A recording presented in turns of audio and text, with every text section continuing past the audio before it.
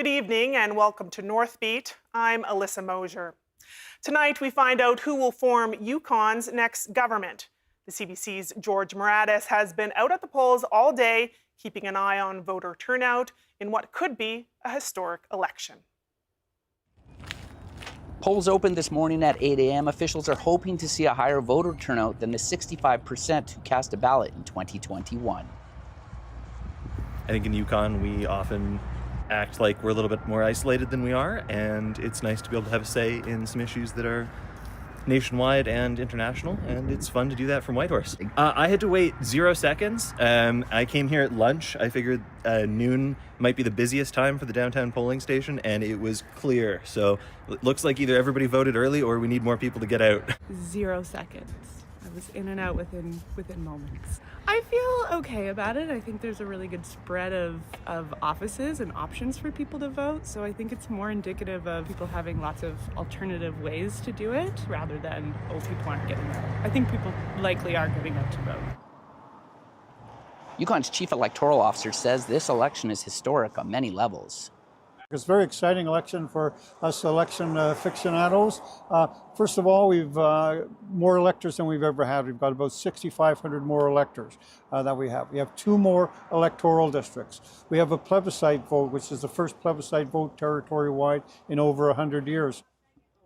No matter how people vote this time around, this government will look different. Just one Liberal incumbent is running. Another interesting note, should the Yukon NDP or the Yukon Party win, it will mark the first time a born and raised Yukoner becomes premier. The polls close at 8 p.m. and the results should come in shortly after. George Moratis, CBC News, Whitehorse. Well, no matter which party wins tonight, it'll look like a brand new government. The CBC's Virginie Ann explains why and tells us more about what's at stake. After almost a decade of being in power, not a single Liberal cabinet minister is running again. I've never seen this before in Canadian politics, where basically the entire government decides not to run a second time. This university professor says the Liberals went into this knowing they would have less chance of winning, which contributed to their decisions to step down. But also, quotes, says Yukon politics is hard and intensely personal. Yukon politics is not like national politics. Everybody knows everybody. Liberal leader and Premier Mike Pemberton has been on the job just a few months after Ranch Pillay stepped down. He wasn't able to find candidates to run in all ridings. In comparison, leader of the NDP Kate White and Yukon Party leader Curry Dixon both have more than a decade of experience. They also have a full team of candidates. When it comes to diversity, there's more women and First Nation candidates than in the last 2 elections. Several Filipinos candidates also. That diversity speaks to how quickly the territory, now at more than 40,000 residents, is growing.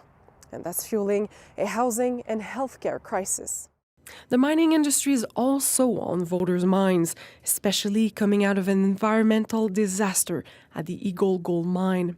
Some 300 million liters of cyanide solution initially spilled in 2024 into the environment near Mayo. It destroyed our survival, it destroyed our moose, it destroyed our, you name it, everything.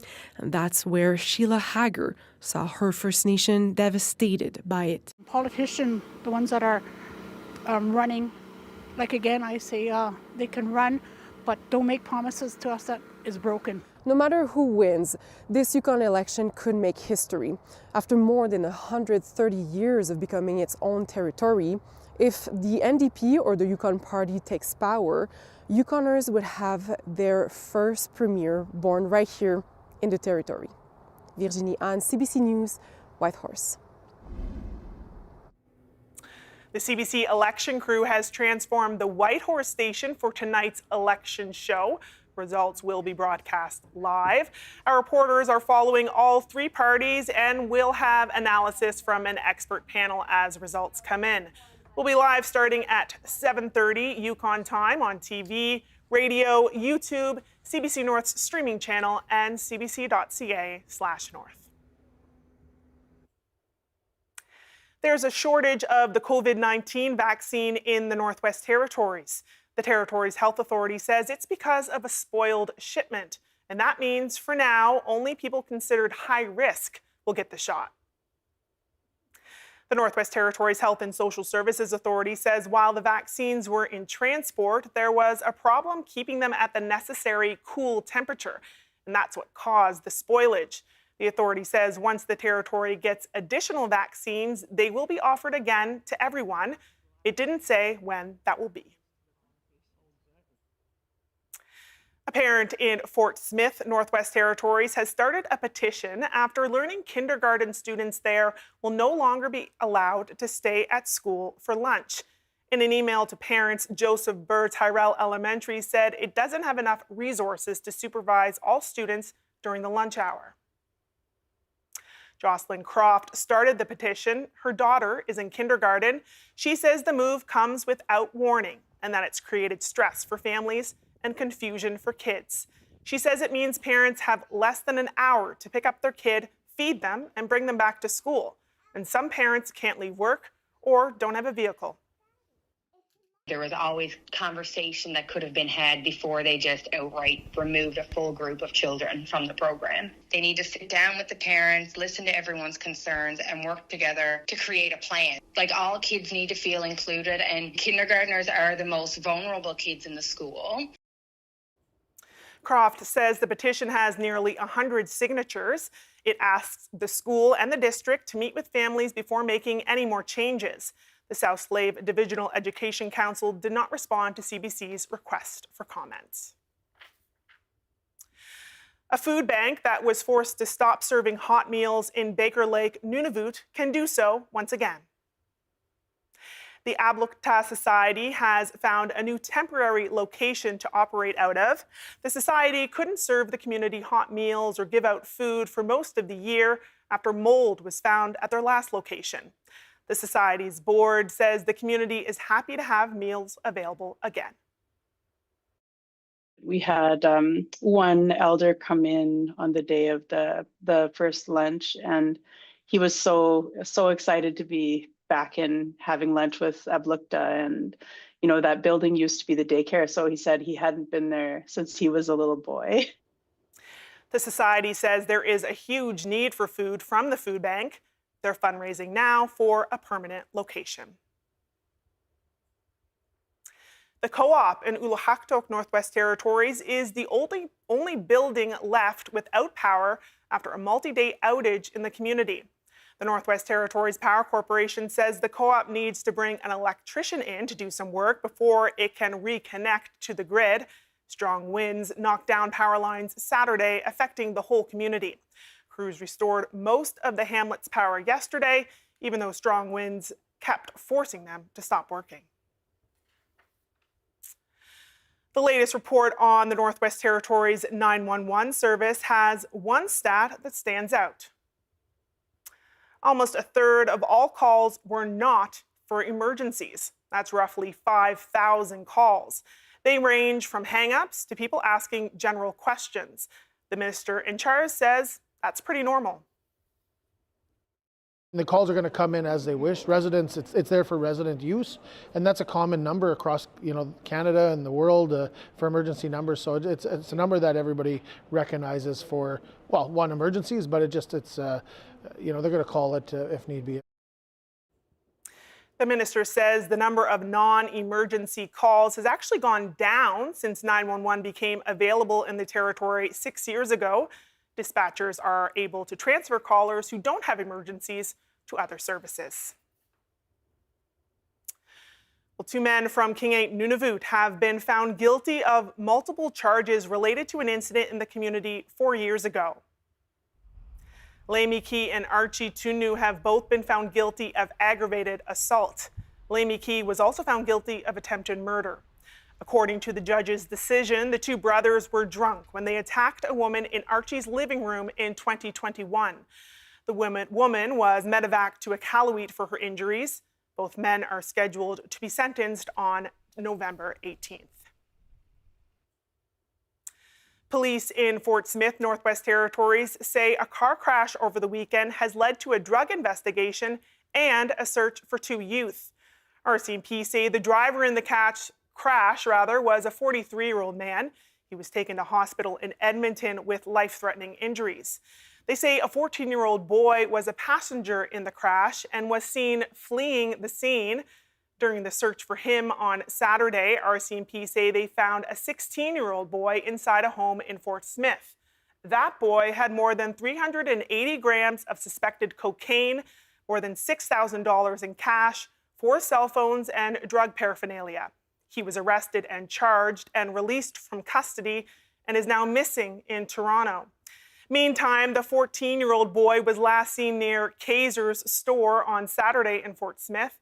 RCMP are asking anyone with information about the 2 missing youth to contact the local detachment or Crime Stoppers. 2nd Avenue in downtown Whitehorse is open to traffic again after a driver hit a pedestrian earlier this afternoon. It happened around 1 p.m. on 2nd Avenue and Elliott Street outside Tim Hortons. The victim was taken to hospital with non-life-threatening injuries. RCMP say the driver remained at the scene. The road remained closed for several hours as officers photographed the crosswalk. No word yet on the investigation or whether charges will be laid.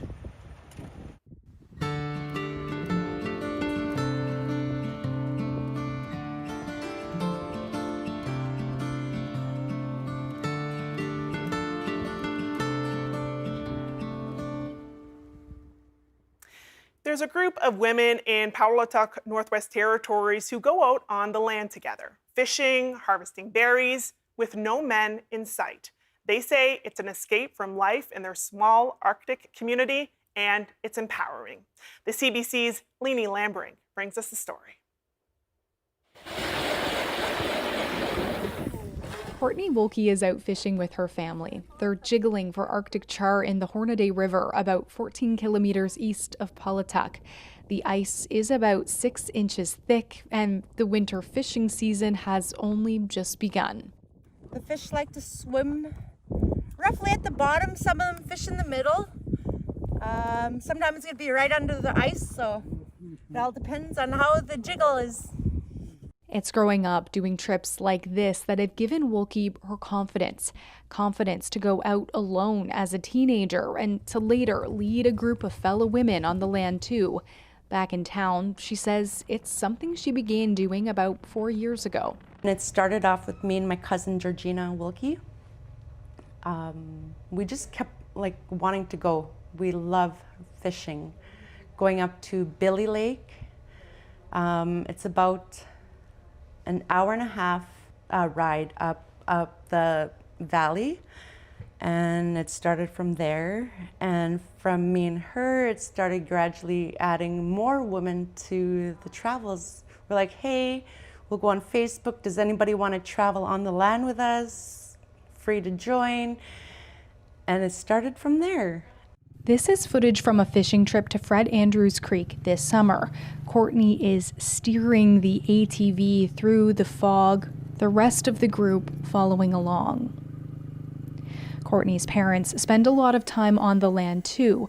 Her mom is proud to see her daughter carrying on parts of their traditional lifestyle. I just think she's crazy. No, it's such a good feeling that we know one of our children is following our traditions of traveling the land, knowing the land, respect for it. So a part of what my parents taught me is we know it's gonna live. Winter is just beginning in Paulatuk, but Courtney is already thinking a year ahead. She wants to organize a trip for women and youth next fall to harvest fish and berries for community members who can't harvest for themselves. Leanie Lambring, CBC News, Paulatuk.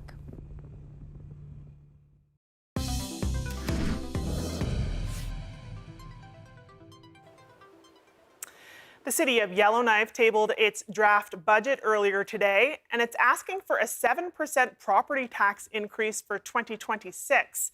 City administrators told council the city faces rising costs, aging infrastructure, and a growing demand for public services, but with a tax base not growing fast enough to keep up. Councillors amend the draft budget over the coming weeks and will vote on the final budget in early December. Well, Mark Carney's federal government is set to deliver its first budget tomorrow, and it's not clear whether it will garner enough support to pass. Olivia Stefanovic reports. In a break with tradition, the federal finance minister making his own footwear. Before delivering a budget meant to build up the economy. This is a moment where, you know, Canadians should be proud that these shoes have been made by folks here in Canada, made in Canada for Canada. Same shoes that the RCMP officers are wearing across our nation. But in an effort to continue that momentum and make the country more resilient, the federal government is planning to spill red ink. Lots of it, in the hopes it will turn black. CBC News has learned the budget will include tens of billions of dollars in savings over the coming years, altering the tax structure to favor competition and growth. Changes to a tax credit, allowing businesses to write off investments in equipment or other assets that boost productivity, and a halving of the Trudeau-era plan to plant 2 billion trees by 2031. The budget tomorrow is all about, it's an investment budget. It's a generational shift. Mr. Speaker, tomorrow will be the 10th costly Liberal budget. With the deficit expected somewhere between $70 and $100 billion, opposition parties aren't yet saying how they'll vote, but they are laying out conditions. The choice for us is simple. If a budget brings down the cost of living, we'll support it. It sounds like he's bargaining with himself. The minority Liberals only need 3 votes from outside their party to pass their economic plan. If they fall short, the government will fall. I don't think Canadians want an election, that's for sure. And my own view is I don't think Canada needs an election right now. That's why I've said it's up to Mr. Carney. I mean, he has to draft a budget as a Prime Minister in a minority parliament that earns the support of one other party. And that's his job. The government has a few weeks to earn that support. A vote isn't expected until mid-November, the first federal budget in 18 months. Olivia Stefanovic, CBC News, Ottawa. The Carney government has already made several announcements about its first budget, including new support for industries impacted by U.S. tariffs. But small businesses say they need help too. Nisha Patel now on what they hope to see tomorrow when the full budget details are released. Steve Malia was shooting for the moon with his telescope business, but these days trade uncertainty is keeping him grounded. On the manufacturing side, we've seen the demand for our products drop. This is probably our most popular scope right now. He's scrambled to secure new customers beyond the U.S. and find new supply chains as tariffs raise costs and lower his sales. He hopes tomorrow's federal budget will help take some of the pressure off. What I would like to see is programs in place for smaller businesses where you don't have to be making a certain amount of revenue every year. The federal government has already announced a $5 billion fund to help companies tap different export markets and retrain workers, plus a $1 billion regional tariff response for small businesses, but only if they have more than 5 employees. Meanwhile, some sectors like autos, steel, and forestry are being hit harder than others. Some companies don't have the financial wherewithal to make it through. So some companies probably won't survive. There's a few that stopped already, and it's very unfortunate. Thank you. You too. The wish list from the business community is wide-ranging, from confirming the increased threshold to the lifetime capital gains exemption to lowering the small business tax rate. A lot of businesses are, have not had a regular month of sales in 5 years when you include the pandemic-related concerns that business owners have had. So a lot of them are hanging on by a thread right now. That continuing uncertainty especially tough for small businesses. It's like the big guys will be okay, but the little guy is going to get potentially stamped out. Unless the federal budget provides more relief. Nisha Patel, CBC News, Bolton, Ontario. It's no secret that Canada's population is aging. Seniors make up 20% of the entire population. But in Newfoundland and Labrador, it's even more. For the first time in any province or territory, 1 in every 4 people there are now 65 or older. And as Heather Gillis reports, that's putting a strain on provincial services like healthcare. People think, once you get 65, 60, you're no good for nothing or nobody, just fall among the wayside.